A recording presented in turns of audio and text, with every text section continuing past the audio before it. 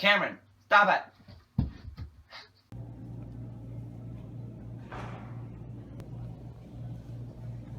My name is Isaac Lagerman, and I make plane noises.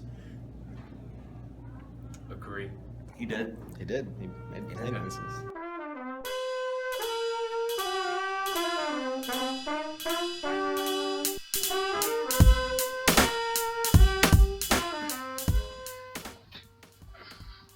Hi there, my name's Matt Brewer. Hello, I'm Josiah. My name is Cameron Schmitz. I'm Dylan Kozard. I am really happy to be a part of the 130 Collective. This is my second pursuit of knowledge. I'm not even in the class, but I'm doing, twice the work as most people. My contributions, well, I'm head sampler, co-producer, head rapper along with D. Cozy. My role in the process of creating the album, I kind of laid down some ukulele, guitar, and This album, I was a contributing musician, clarinet. On Cadenza. part producer as well. I guess lead producer. This is my house. So House house. of owner. House. Yeah. I sometimes rap. The intro trumpet was originally just a trumpet that Cameron recorded and really didn't have anything to go with it. It was just trumpet, added a little bit of drums to it, but we really didn't see it fitting with everything on the album. If anything, we were going to put it as an intro and just leave it at that. But I decided that I had some guitar piece and bass that I could add to it, and so I suggested it, and we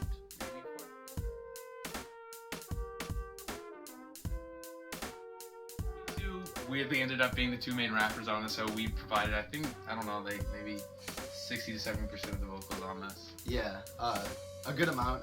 It was great working with somebody who has such a different style of writing as me. Just the things that he would talk about, some would just be so abstract. And I think what was so cool about Matthew's writing is that when he would just read it back to me, and it would go over my head most of it. I mean, it sounded great and I would get most of it, but then when he just broke down each line, every line meant something and every line had just so much meaning. Oh yeah, I want to talk about Cadenza. That was pretty much, you can blame that song on Isaac, because he picked up my clarinet, started messing around with it, and I was like, maybe I could add a clarinet right here. Cadenza was like the pivoting point of this project, because originally it wasn't going to be like just a straight rap album, but the more that we messed with Cadenza and the more that we just recorded it and played around with it, the more we wanted to do things like that. The way we created most of our songs actually, has to do with, a sample and, building around that sample. How can we make that sample our own? What kind of lyrics could we write to send a certain message that lines up with the tone of the song? I just loved how we could I would come in one day with like a record and then a sample, and then by the end of the afternoon we would have a song. We like people with these pursuit of knowledges, they wait until Gilbert assigns it, but we were doing this months in advance. We were doing this back in December when we first started doing this, talking about it at least. The coolest part about this album is that it was over the process of, I guess, 6 months, almost 7 months, and the progress. Okay, so let's talk about sampling for a minute, because I feel like we've touched on it, but we really haven't nailed it down. Yeah. So I was the main sample guy for this because I had all the records. Yep, he brought the records, the diversity. So at the beginning, I was mainly sampling things that I just sounded good, like bongo, for instance. Yeah, it's amazing. Bongo, absolutely one of the best samples we have. But coming from musician standpoint, there wasn't really much we could add because it was already complete. So exactly, yeah. it was just us cutting up that song rather than making it our own. Exactly, yeah. So after that, I was just looking at maybe one instrument, maybe two added more slower beats. Because with the slower beats, we could do much more with it. We could not cut it up. We could also, speed it up, make it even slower. And you could see this on stuff like Interlude. But I was talking more samples Float Away. Float Away. Float Away is a good example. That was just a piano loop that I found. Yeah. And you and Dylan absolutely did a cracking job on that. Yeah, I thought it was absolutely a home run the way we used that piano. I mean, it's surprising how something so simple could be, stretched, and bended and so pliable in the hands of the creators. It's amazing. Another good example on the Old King Tale. Both of those are Nat King Cole samples, and all we did on them was I think we just slowed them down, and then added some drums, and that's just another good On thing. some of them, I just chopped it up and like reversed it and just did a couple of things, but no external layers. Exactly. I mean, like, they weren't very complicated samples. There's nothing. We could just slow them down and they sounded fine. And I think that's what I was looking for slower stuff. Because I felt like the slower stuff both complemented us two as rappers, but also complemented you and Josiah as musicians.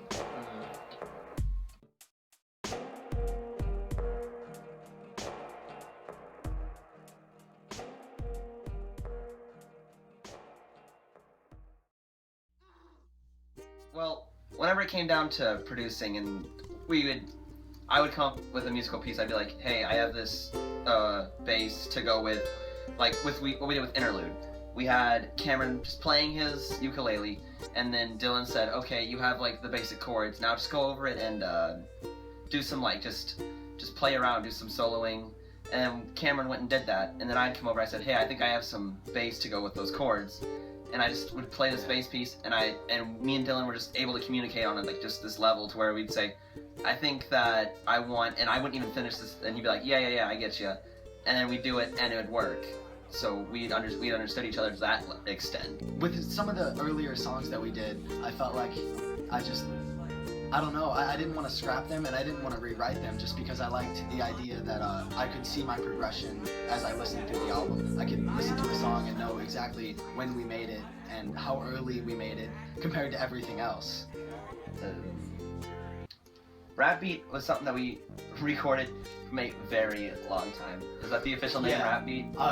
Yeah. That's the official- Three-headed T.S. Eliot? Three-headed T.S. Eliot was something that we recorded like at the very beginning. It was one of the project. very first things. Very first things we ever did, and it was just the bass and the drums, and we high pitched the bass, got it really fast, and it had this heavy, like almost synth sounding with the bass, and it was awesome, and we just didn't know what to do with it. And we eventually figured something out because I really didn't want it to die because I loved it so much. I think Red Pill, Blue Pill, and Throw Away are the things I'm most proud of, just because I wrote those verses in like maybe 15 minutes. And it's definitely some of the best stuff I've ever written. And you can probably show, if you listen to stuff like Goethe, it's like really cringe-worthy. Even like Cadenza is not my best, but when you listen to that, you can really tell how my writing's evolved, especially with the thing I love most, internal rhymes. I wish we could have spent more time on bridges. Yeah, there were a couple songs that I wish we would have tried to perfect a little bit more, but I think it's okay because even the songs that aren't perfect just show the evolution of us as all a group and the production and just you can see the stuff that we did at the beginning and just the transformation of it. Yeah, definitely. The production value is increasing. Definitely. Because, I mean, we definitely know the type of attack we need to attack, the sample, how to make it ours. And I think that's really important, the type of music we're making. The massive bands to beg for our music, only to rip out a soul. Left a gold dime without a hand to hold. How was it so? We say we'll bide and work today. Next tomorrow. Especially in Float Away, the transition was absolutely phenomenal. I think, what you did on it, the transition between, that funky vibe and that calm, relaxing, cool nature sounding.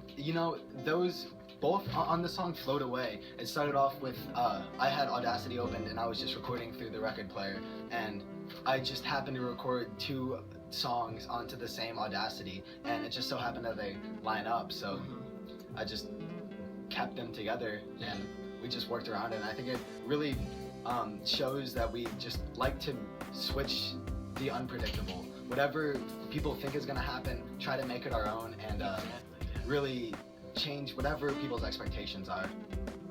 Okay, looking at the track list right now, I mean, like, I'm looking at some of these songs, like, for instance, Bridges, that started off with a lame bit of wordplay that I came up with, and by the end of the day, we had a song, or like, Cadenza, they came in with a sample, by the end of the day, we had 3 verses recorded for it.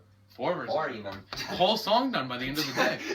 It was incredible, like, going into this, I thought, I was like, this is going to be so structured, you know. We're going to come and say, these are the songs we want to do. We're going to make these beats that day. It just doesn't work like that. Creativity doesn't work in a schedule. It's all sporadic. Like, one day we would come in, I could not think of anything. The next day I would just be spewing out verses. It's, you know, fantastic. And you know what? If I could do it again, I would. I just liked seeing what we were just goofing around with turn into something actually that I can listen to. Just everyone came in with some, like, all these diverse things and all these original things, and we just couldn't use all of it because it just didn't meet the criteria of what we were trying to establish here with this album. Another part of you know, having the experience of making an album, producing music, you know, is the creative aspect. You can't rush it. It's so hard to be pressured, and when you're pressured to create something out of the blue, when you're pressured to piece something together, it just causes a bigger distraction because, you know, and we found that definitely making Red Pill, Blue Pill, obviously one of our, you know, it's one of the songs with the highest production value. We brought in, you know, a piano player, we brought in Clay Hilger, and he absolutely did a fantastic job on it, but the thing is, you know, it was just so much at one time. You know, we've never dealt with that kind of production before, you know, it's such high velocity, it's such little time, and I think that's what caused our distraction that day. See, like, I don't think I ever told you that the way they come up with all my rhymes, I would just sit there and, like, freestyle to myself, and I'll be like, man, that's a good line. Well, that's a pretty good line, too. Ooh. And then I would find, like, I would just skin. find a way of just putting them all together into a single verse, so, like, that's why my rhyme scheme, like, if you listen to stuff, like, on, Red Pill, Blue Pill, or even, like, Three-Headed T.S. Eliot, like, my rhyme scheme changes a bunch, because I'll go from one thought process to another. Yeah. Oh, while we're talking about Red Pill, Blue Pill, I think my overall proudest verse on the whole album is the last verse on Red Pill, Blue Pill. That was just really a timepiece, that last verse, just connecting all sorts of different styles of mine that I've evolved. Yeah, that was actually one of my favorites to rap on too, because I actually got to experiment with rapping more fast than I usually do. Because if you listen to some of my flow, even the beginning of like Red Pill, Blue Pill, it's all slow stuff, and then you get to like the first and second man, especially the fast parts. It's a lot more faster, so more speedy, a lot more energy to it, which I really like doing. It also gave me a chance to experiment with Matthew's style of writing, which is just more abstract and. I feel as though personal improvement, this got me more of like out of my shell, because normally I don't contribute to like or listen to kind of music like rap and stuff, but like I feel like I have like a broader horizon, and also with the sampling got like a bit more of a taste of like what goes into making these songs. I would listen to some of the older songs and just have to reproduce it. Wait a minute. Like produce it once again, just mixing the vocals better, because I didn't like the way it sounded, just because over the course of the 6 months my what I liked and my level of perfectionism just really grew. If there's one thing I've learned in this project is I would do this for the rest of my life. I would definitely create music the rest of my life. I would do this all hours of the day, non-stop, just a creative outlet and making money off of it. It's priceless, honestly. That doesn't make sense. Why did I just say that?